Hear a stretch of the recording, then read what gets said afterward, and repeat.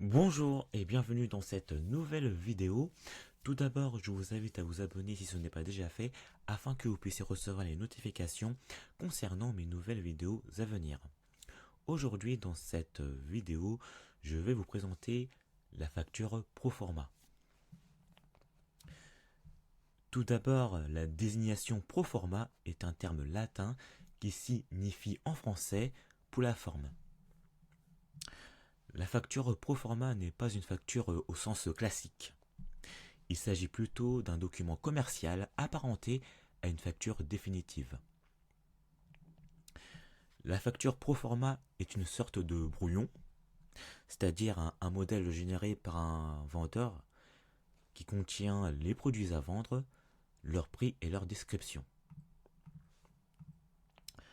La facture Proforma constitue donc une première proposition faite à un client potentiel.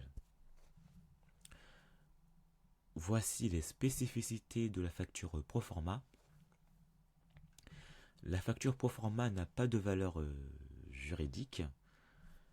Elle n'est donc pas comptabilisée par l'entreprise.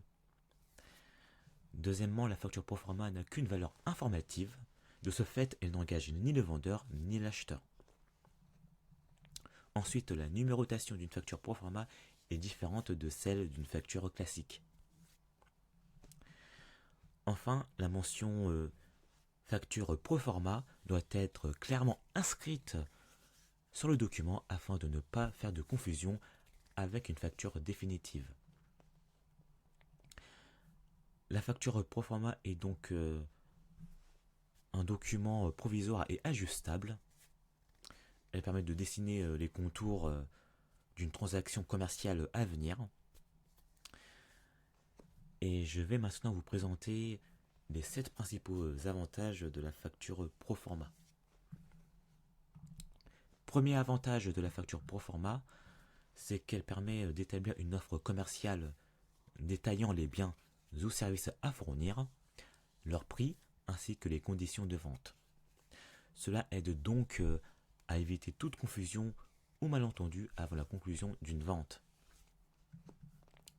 Deuxième avantage, c'est que contrairement à la facture classique, la facture Proforma n'est pas un document légalement contraignant.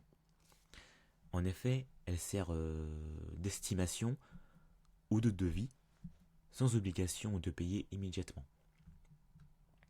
Troisièmement, une facture Proforma est souvent utilisée lors des exportations pour accompagner les marchandises, notamment lorsque la facture définitive n'est pas encore éditée. La facture Proforma aide ainsi à évaluer les droits de douane et taxes avant la livraison.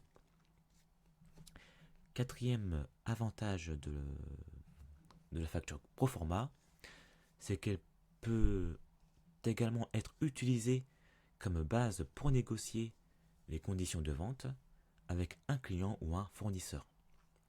Cela donne ainsi une marge de manœuvre avant de conclure un contrat final. Cinquième avantage, c'est que la facture Proforma permet au client d'anticiper les coûts avant la facture réelle, c'est-à-dire la facture définitive. Cela facilite donc la préparation du budget et la prise de décision. Sixième avantage, c'est que la facture Proforma favorise la transparence dans les échanges commerciaux. En effet, elle fournit des informations détaillées sur les marchandises et les coûts potentiels qui pourront être supportés par le client. Ce qui renforce donc la confiance entre les parties, c'est-à-dire entre le client et le vendeur. Enfin, septième avantage de la facture Proforma, c'est qu'elle peut être aussi utilisée par le client pour obtenir un financement ou une autorisation. Par exemple, elle peut servir dans le cadre d'un crédit bancaire ou d'un permis d'importation. La facture proforma sert donc de preuve des coûts prévus et des conditions d'achat. Cela permet ainsi de justifier une demande auprès des institutions concernées. C'est la fin de cette vidéo. Merci de l'avoir visionné jusqu'au bout. Si vous avez des questions, n'hésitez pas à me les poser dans les commentaires. Et si vous avez apprécié cette vidéo, n'hésitez pas à commenter, à partager ou à liker. Je vous dis à très bientôt.